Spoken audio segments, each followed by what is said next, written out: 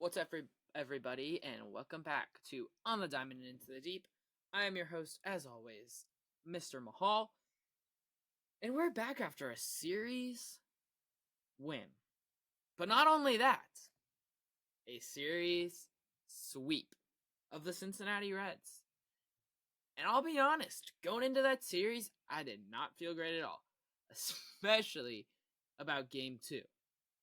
Facing Hunter Green was something that honestly scared the you-know-what out of me. Between his stats of chase, strikeout, and walk, and just his pure stuff, I thought he was going to overpower this lineup. But this lineup showed up, they worked at bats, and they got him out after 4 innings. So credit to them. Credit to them this entire series. But we'll get into that. Today, it's just a simple recap and preview day. Recap the series against Cincinnati, preview the series against Colorado, in which we could see 3 very fun games. Don't want to say it, knock on some wood, but it could be a fun series. And I hope it will be. We will see what happens, though. Alright, let's start it off. Let's start off with the recap. I think the biggest thing is they won a series. They swept a series against a good team at that, and a team that had been pretty solid this year. But the biggest series is the bats. That is the biggest story. No question, that is the biggest story. And I think what changed is probably the biggest question. And the biggest thing that changed is they hit pitches in the strike zone better than they had been. But they also just saw a lot of pitches and they worked a lot of counts and they worked the starters out of games and really worked the Cincinnati bullpen to the point of falling apart. It was well done. They got Frankie Montas to throw 45 pitches in the first inning. Got him out after 2 innings, I believe.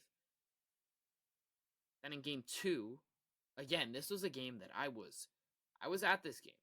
I was excited for this game, but I was also extremely nervous for this game. This was the game in the series where I was like, ooh, this could be the loss in the series. This could be a brutal loss at that. And not because I don't think Logan Gilbert was ever going to throw a great outing,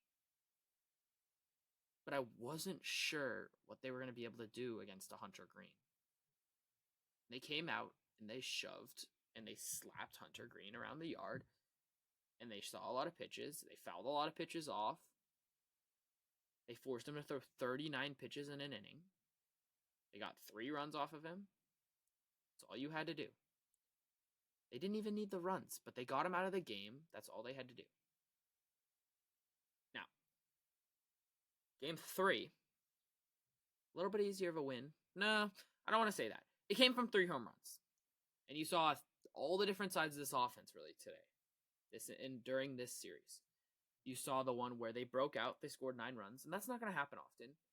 But that shows you what this offense can do. And big shout to Jorge Polanco in that game. Like, massive home run that really just set the tone in the first inning.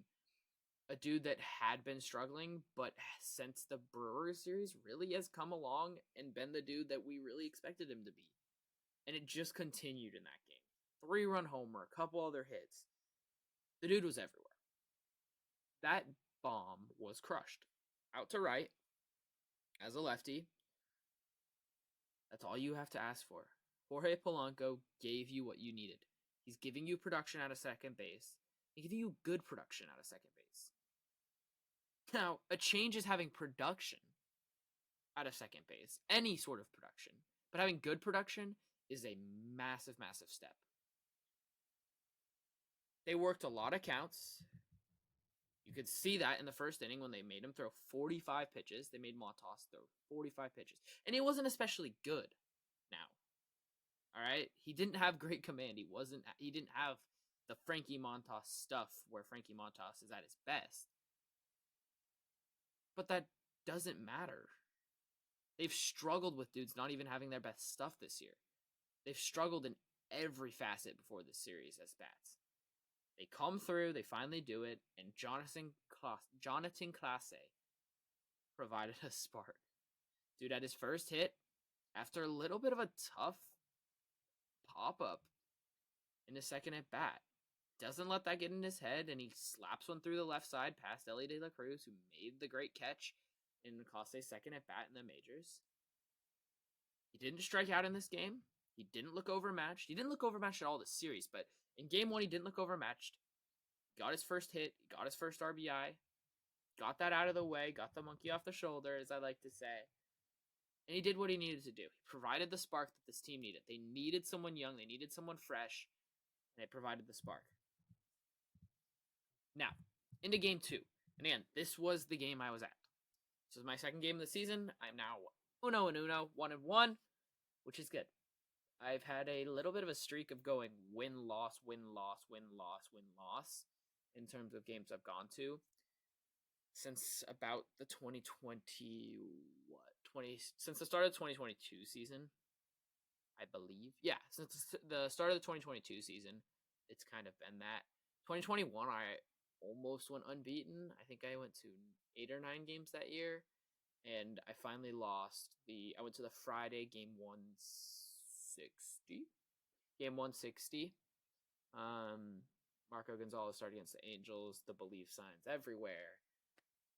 One of the best games I've gone to. Easily top 5 for me. I'd say the best is probably either the playoff or Cal's drought. Big dumper drought buster. But another game was I was at the Dylan Moore Grand Slam game, but I'm getting off on a tangent. Just sharing some of my love for this team. But I mean, overall, again, game 1, the bats broke out, and I don't want to say Kirby needed it, but he did give up 3 runs. So they were able to hold him there, and it was a good start from Kirby. It was a quality start. It's all he needed, and he's going to continue to get better. Him and Castillo both had outings that are steps in the right direction, and we'll see what they can do in cores. I do have some nervousness about it, as they both have struggled a little bit with dingers to start the season, but it should be fine. Again, game 1, solid start from Kirby, quality start. They worked counts. Polanco had a great game. They got Montas out after 2 innings, and Clase really did provide the spark. Game 2, Logan Gilbert, man. That cutter is insane. Being there and seeing each pitch and looking up at the screen, I'm out in right field, so I just look off to my right from where I'm looking for the pitch. You get the velo and the pitch. So just seeing the cutter every time, it was like, oh, that was an ugly swing. Oh, that's a nice called strike. Every time, it felt like it was the cutter. And he didn't have great splitter command to start the game. And that's okay. That's going to happen from time to time. But he shifted. He used the cutter. He used a little bit of his slider. Used the fastball. And it all worked. And he had a great outing. He really did. 6 2/3. 3 hits, 1 run. Great outing.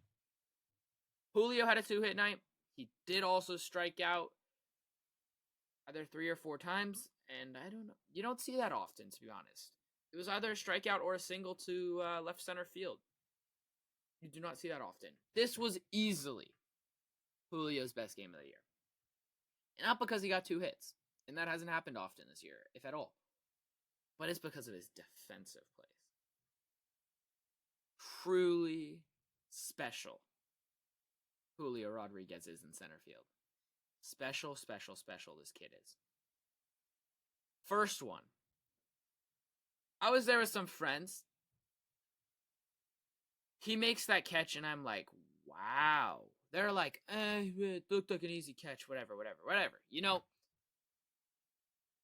But he made it look easy, and I think that's part of the beauty of it. He overran the ball, which made it look a little bit more difficult and made the catch actually look, cooler. But he overran the ball, and the ground he covered and the amount of time he covered was unbelievable. Following the game, I believe I saw that it had a 5% chance of being caught, and Julio Rodriguez was all over it, if not too much so. Is that bad to say? Too much so? But truly, what a fantastic play. I mean, he gets over there, gets a little leap, overruns it, leaps, catches it. And it really did. It kept Logan Gilbert kind of eased. It started off his seventh inning, got the first out there on a hard hit ball where Logan was giving up some harder hits in the sixth and seventh inning. And it just kind of, eased. And he didn't end up getting through that inning when he probably should have. I don't want to hate on Scott Service. Obviously it worked and they didn't give up any runs, but it almost looked bad for a second there. The second play got them out of that inning, actually. And it was in which Nick Martini, he lines 1-2 left. It's about, I think it was 2 hops. Elly De La Cruz is steaming from first, Fraley from second.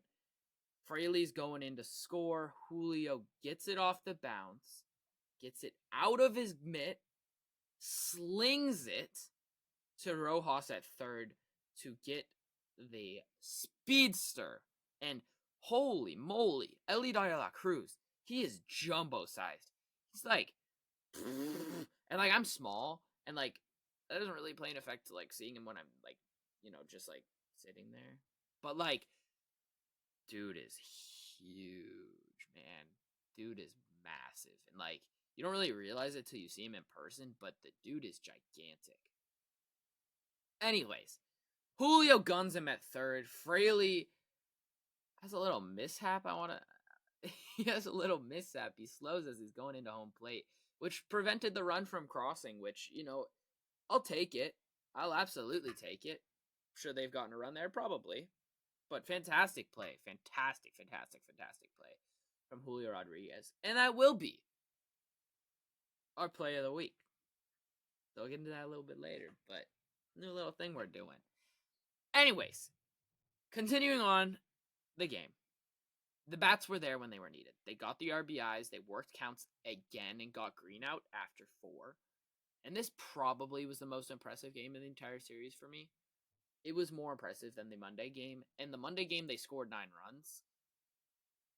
But seeing them do what they did to Hunter Green, when Hunter Green, he didn't even look bad. He actually looked solid. But seeing what they did to him, getting him out after 4 innings, working him to the point where he was just on the edge, was really, really impressive to see, to be honest. And I think it does bode well for the rest of the season. And I think that seeing that they can do that and proving that to the fan base was extremely important. You couldn't last much longer. This fan base was losing it. And as I said in my Monday episode, which if you haven't listened, go listen. That was episode 25. This is episode 26. So go listen. Episode 25.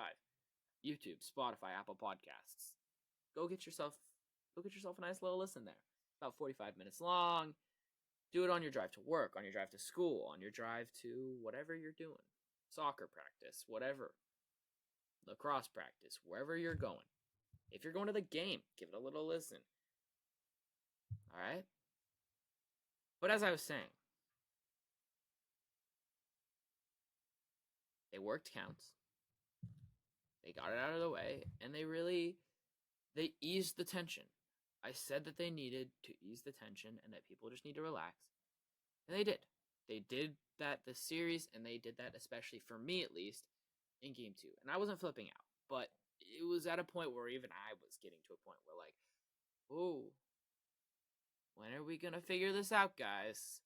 We can't lose this potential edge we have on Texas and Houston. And we don't want to talk about Houston. They're not very good this year so far, but they'll figure it out. I did see a stat, though, on Houston. There has not been a team that started out their first 20 games, 6-14, that has made the playoffs since 2003. Now, the Astros will probably break that and end up making it to the World Series, but that said, that is an interesting stat, I will say. I will say that's a very interesting stat. Anyways, let's move on to Game 3. Did I get everything? Oh, Clase, RBI double in Game 2 also. He roped it to right center, used his speed. And yeah, that's, again, something you want to see. He brought, again, spark. Game 3. I was at school, so I didn't get to watch all of this game. I watched, I think, the first 6 innings or so. But Bryce Miller, wow. That splitter, it's been for real his first starts, but it is that pitch is for real, and he is looking unhittable right now. And he said he didn't have his best stuff, but he worked around it. He brought in a 2-seam fastball in which he was dotting the low and inside corner to lefties, outside corner to righties. Front door, back door, he was using that sinker, 2-seam, whatever you want to call it. And it looked filthy. If you haven't seen the videos, it is on Rob Friedman's Twitter, also known as Pitching Ninja. Go find it. It is ridiculous, to be honest.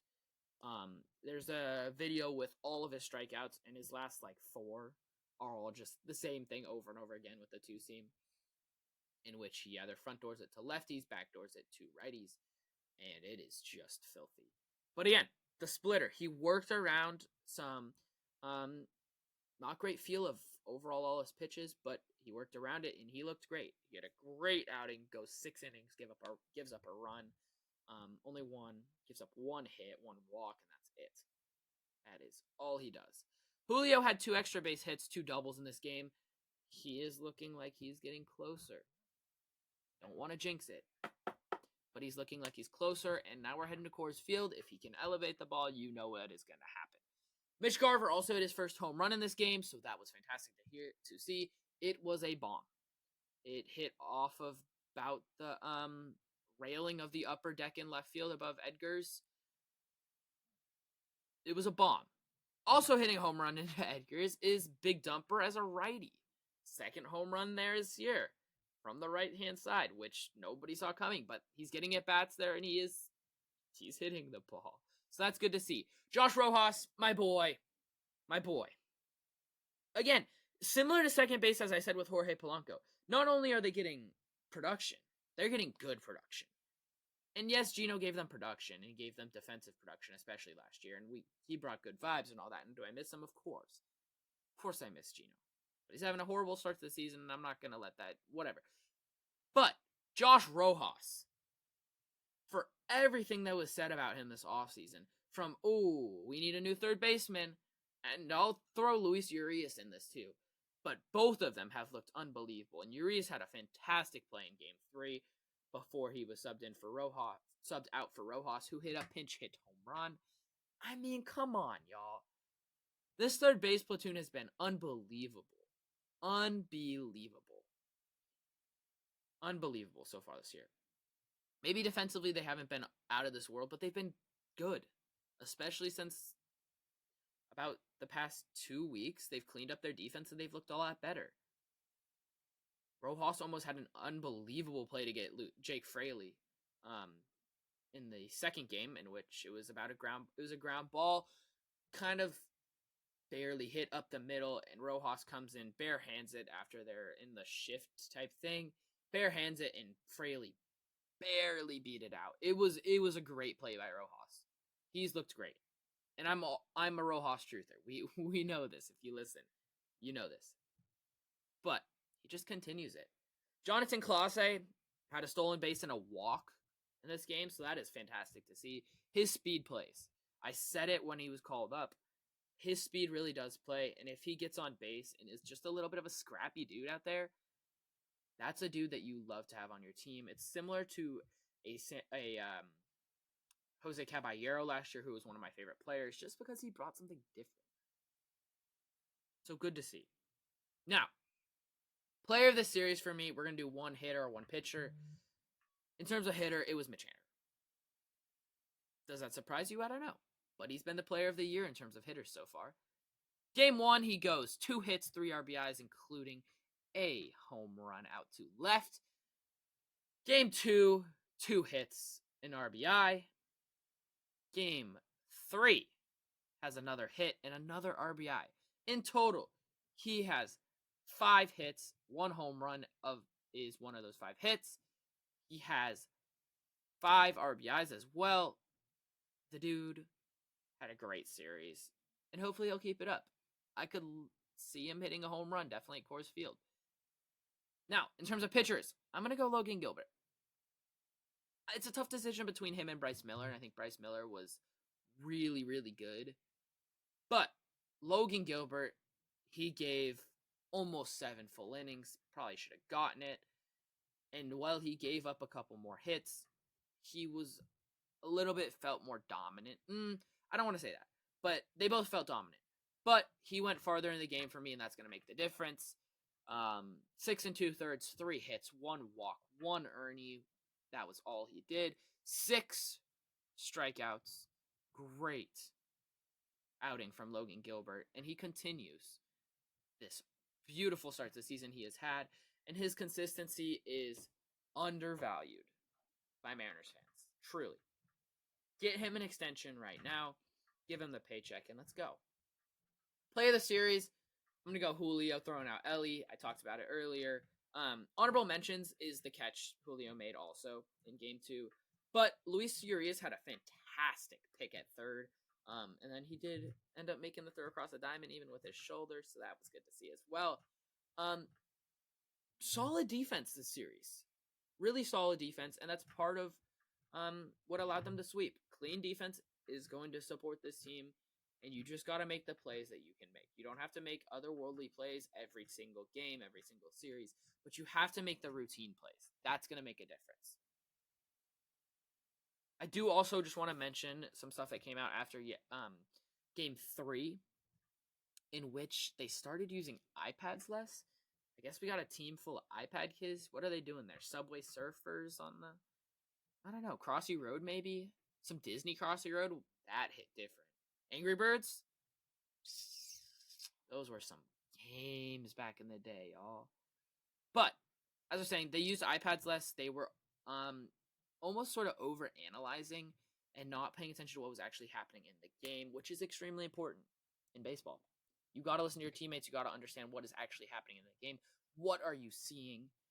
That's what you have to pay attention to, not what's on the iPad, not the videos of your mechanics and whatnot. And that's important, but you don't need to do that in the middle of the game. Now, let's get into the series, because they have another series coming up starting tomorrow. Today I'm recording Thursday, so tomorrow's Friday. They'll have their first game there. Game 1 is going to be Emerson Hancock against Dakota Hudson. And Dakota Hudson is a dude they should hit around. I'm just going to say that flat out. If you want one stat to tell you why, let's talk about his sinker. This season, his sinker has a hard hit rate of 66%. Now, you might be like, oh, what does that mean? Is that good? Is that bad? Well, that means it's getting hit hard 66% of the time. That means it's getting hit over 95 miles an hour, which, yeah. But I just want to say league average for a pitcher in terms of hard hit rate is 38.2. Weirdly enough, that is Mariners ace, if he's still that, Luis Castillo. But again, Hudson's sinker is getting hit at a 66% hard hit rate. When you combine that with his chase, whiff, and strikeout percentages that are all below 15th percentile, this is a dude the Mariners should probably jump all over. His off-speed run value is in the 11th percentile. Breaking is in the 42nd, so it's a little bit better, but it's still below average. Fastball's also below average at the 41st percentile. His fastball also is thrown 90 miles an hour. His velo is not especially high. This is a dude they should probably hit around, especially at Coors Field, in which the altitude's high. And you can see some bombs in this game. I think that you might see Julio's first, if he can elevate the ball. Now, on Hudson, he has 11 strikeouts on 17 and a third innings. So again, he's not a big strikeout pitcher. He gives up a ton of ground balls. So, if you can elevate this ball, and this is going to be a trend this series, but if you can elevate the ball, you are going to have success. And that is a thing in the majority of games. But because he gives up a lot of hard hit, if you can elevate that, that ball is going to travel at Coors Field.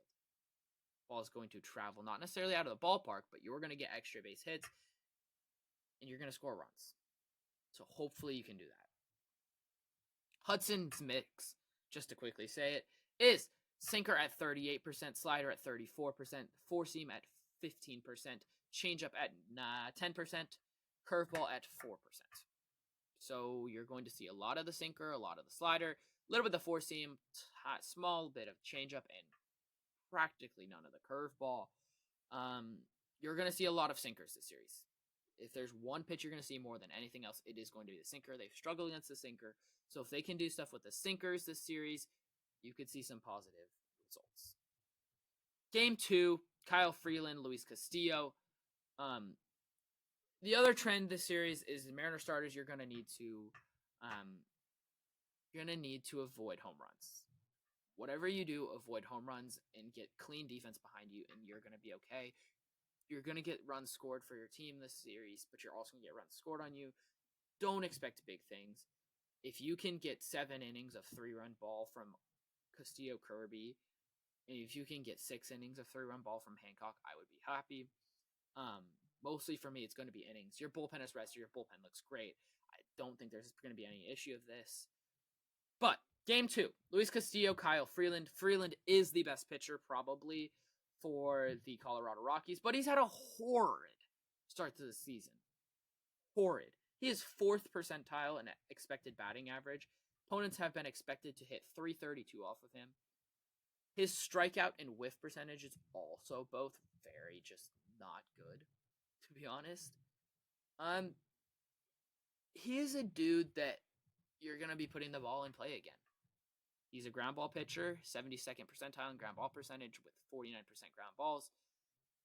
So, what does that say? Similar to Game 1, elevate the ball. You're going to hit the ball pretty hard. You're going to barrel the ball. Avoid the ground ball, elevate the ball, and you're going to get results. That is the case in Coors Field. That is the case with these pitchers, as they're all ground ball pitchers. Elevate the baseball, you're going to find success. The dude is not going to get you to whiff a whole lot. He's going to get you to chase not a crazy amount either. All but that is below average, but his whiff and strikeout rates have been god awful. He's kind of just been god awful this year. When you're talking about pitching run value, he has been the worst in the entire league. -14 run value with his pitching. His fastball has gotten -8. His breaking pitches have gotten -3, and his off speed have also gotten -3. All of which, the best one is his off speed, and that is the 5th percentile in the league. The dude has been bad. There's no other way around it. He's been really bad. He has got 5 pitches. He's going to go 4-seam, sinker, slider, knuckle curve, and a changeup. The 4-seam will be thrown at 27%, sinker at 22%, slider at 21%, knuckle curve at 17%, and changeup at 13%. So you're going to see majority fastballs coming from both the 4-seam and the sinker, and you're going to see a lot of the slider as well. The sinker and the slider will be thrown probably about even. I wouldn't be surprised if he lays off the 4-seam a little bit, as it has been getting absolutely torched. Opponents have slugged .842 off of it with an X slug of .605. It has been his worst pitch. I would guess he lays off of it a little bit. But his slinker has also gotten just crushed. 706 slugging against it so far this year. So we'll see.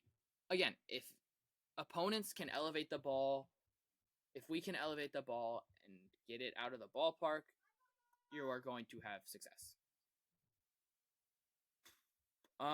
Again, get it off the ground. His 4-seam has been bad. 605 X slug against it.